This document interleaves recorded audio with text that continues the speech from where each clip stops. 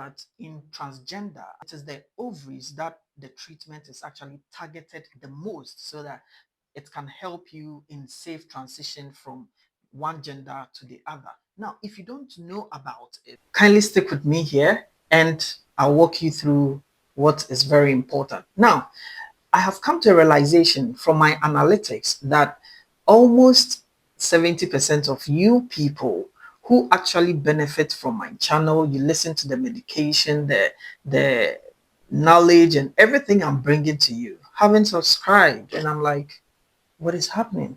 Why haven't you subscribed? Kindly subscribe and those sending me the messages in my personal come on, please drop the questions here in the comment section down below, and I'll be glad to answer you whatever questions you drop there. Now, let's move into it. You are with me here on A Robust Lifestyle with Dr. Samuel Olugu. I am a board certified doctor from Ghana, and today I'm bringing you a topic that is pressing, and a lot of females are going through this, but most often it comes as an incidental finding because no one wants to just go to the hospital and put their pelvics there, that doctor examine my pelvis. Nobody wants to do that. So it usually comes out as a surprise when they find these, especially on ultrasound scan. And I know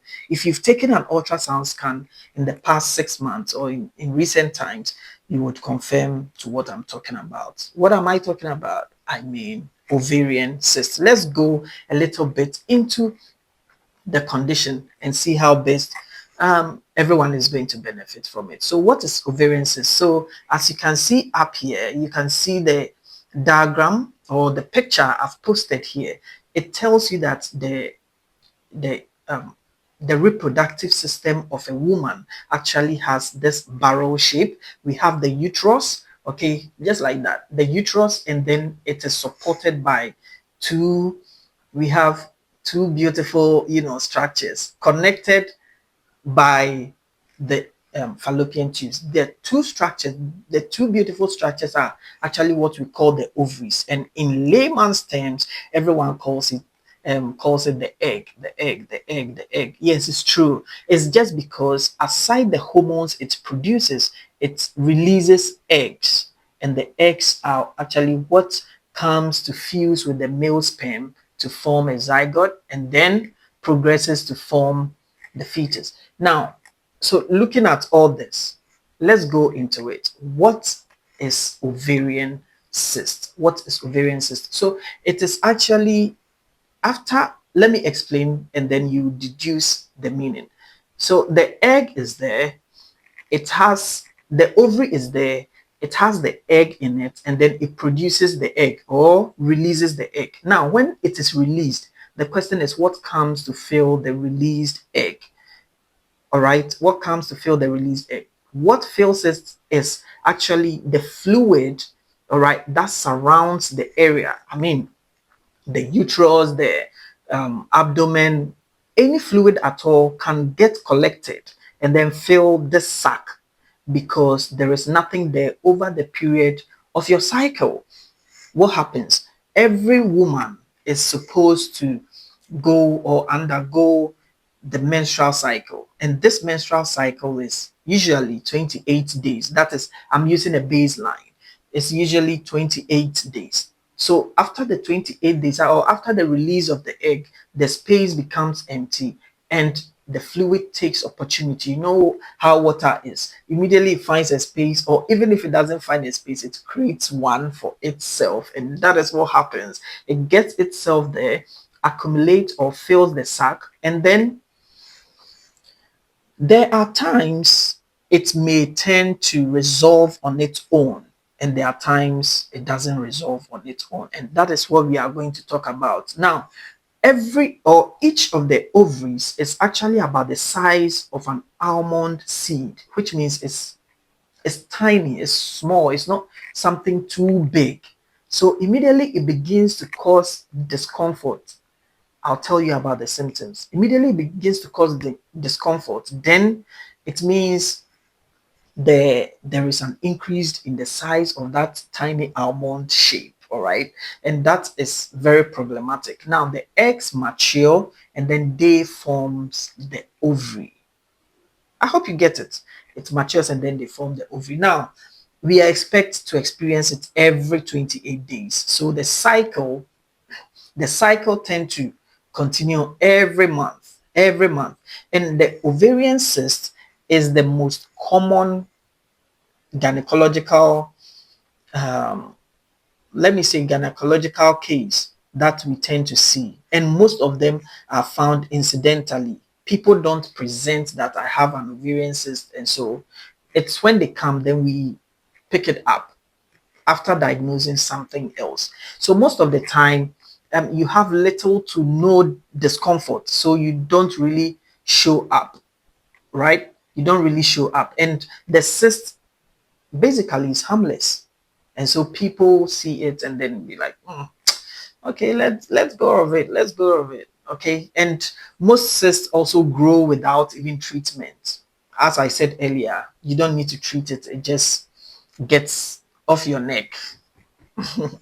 All right. So, but sometimes because it becomes twisted, because the size is expected to be as tiny like that, but it has grown in size, any blood vessel that underlines it, it presses on it and then becomes something discomforting because it will be radiating pain. No, let me not go there. Relax. I'll take you through the symptoms. So it will be radiating certain things that will make you feel a lot more discomfortable. Now, what are some of the things you experience, or what are some of the things that makes you know that am I dealing with an ovarian cyst, or what at all is happening? The first thing is pelvic pain. Nobody goes to lie down and be like, doctor, I need you to inspect that for me. So it just happens. Yeah, so there is this pelvic pain. Sometimes it's excruciating pain. Sometimes it's a pain that is visceral. You can't really pinpoint, okay, because the ovaries are deep structured organs. Okay, so it's very deep. You are unable to tell whether the pain is actually, you know, is it just this part or that part, because it will be referring the pain, it will be radiating the pain, moving from one point to the other. Yes, you may also feel fullness. Okay, most often, when I say fullness, it's as if there's a lot of urine in your bladder. It's as if you are satisfied, early satiety. It's as if you don't feel comfortable, and this is because it is pressing on structures. The ovary has grown in size and it is pressing on the surrounding structures, such as it's pushing the stomach, so you may feel the need to even puke or feel sick. All right, and then you eat a little, you feel satisfied. It's pressing on your bladder, you want to pee. I mean, it's so uncomfortable. Bloating, it also makes you feel uncomfortable. Now you need to actually know that it's not just these things. There are also frequent urination, as I mentioned with the bladder. Frequent urination, you want to empty your bladder as early as possible. You feel pain during sex. Oh God, no. Why should you feel pain during sex? Don't do that, because it's going to stop it. It's going to make the fun barriers minimal. That's not what we want. You are going to experience heavy menstrual bleeds. Ooh. You'll be bleeding. Sometimes we need to transfuse you blood and all that. It's very uncomfortable. You'll be getting irregular menses. You might have twice in a month. You might have one on this particular date, and then the following month it comes differently, which is very, very uncomfortable. Now, the types of the ovarian cyst comes in two main forms.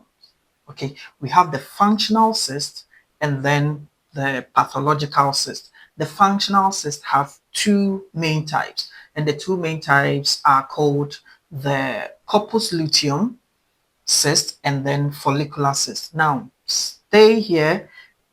Let me explain this before we progress to the pathological one.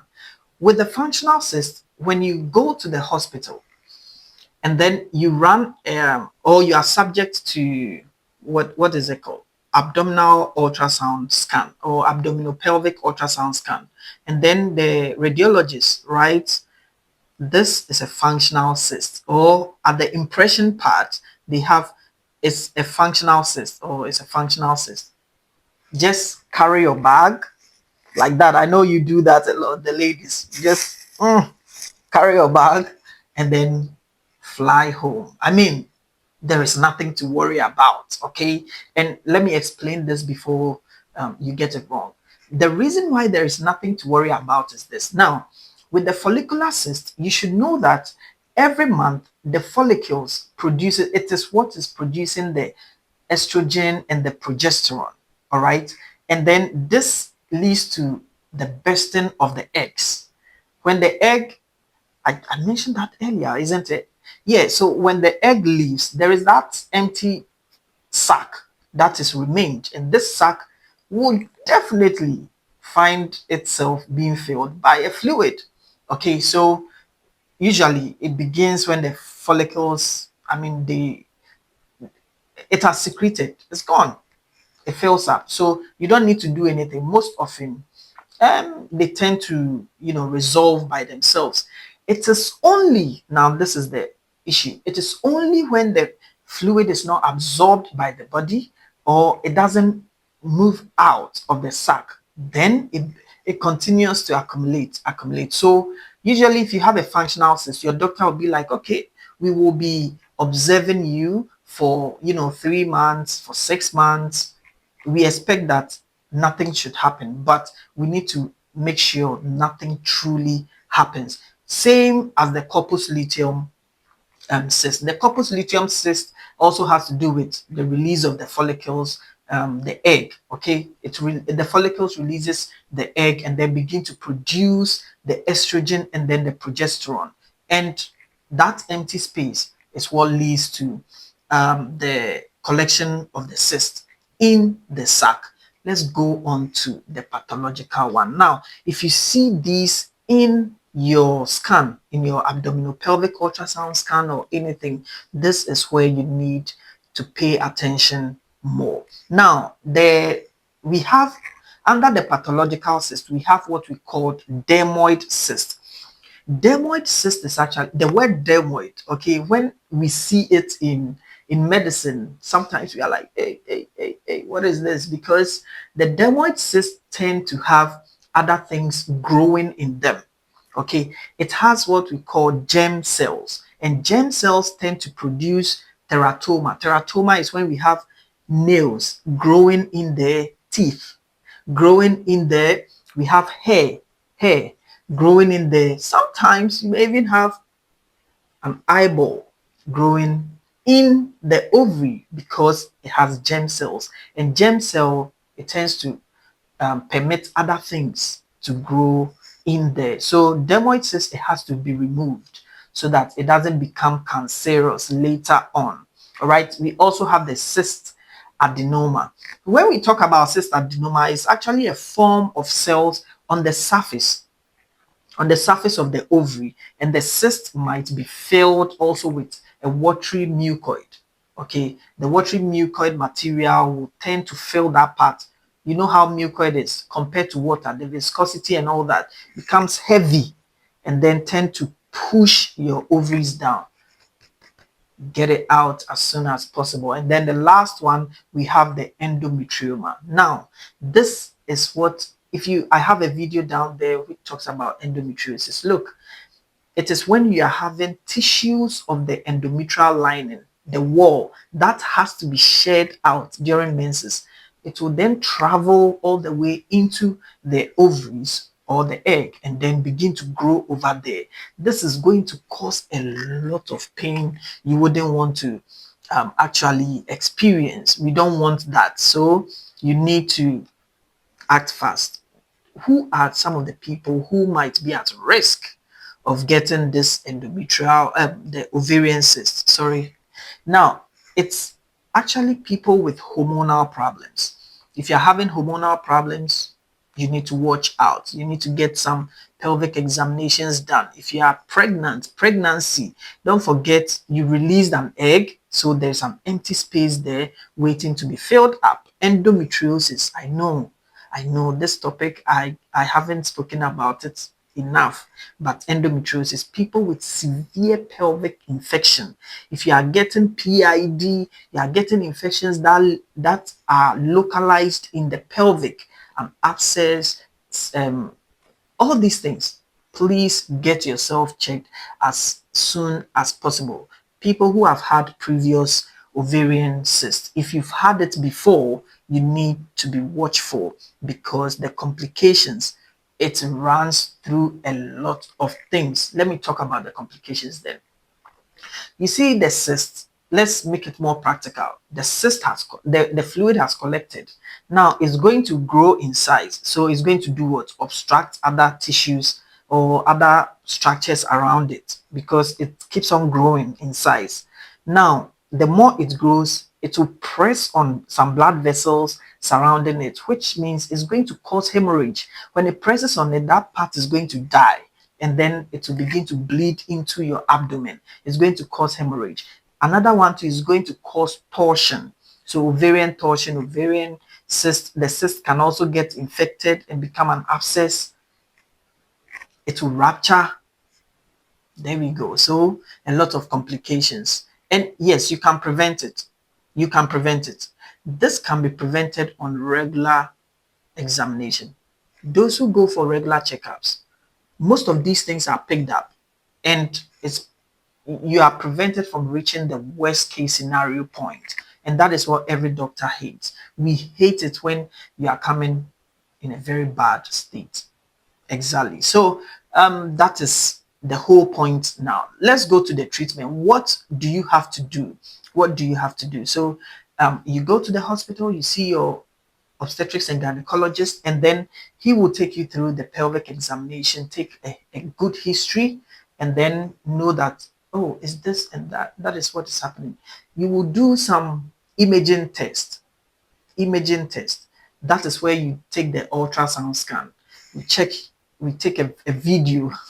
Let me call it, yes, we check a video. We take a video of your abdomen and your pelvis, which will tell us that, oh, there is a problem we need to attend to. Then it's attended to. If it's severe, another imaging will be requested. All these things I'm telling you is dependent on the doctor and the specialist who is actually taking care of you. So the imaging will be done. Then we move on to treatment. Now, there are, if there is pain, we will definitely give you pain medication. Sometimes we have to even give some antibiotics, but all these things you need your doctor to actually prescribe. So we give you pain medication, we give you treatment modalities that will help prevent or stop whatever growth that is going on.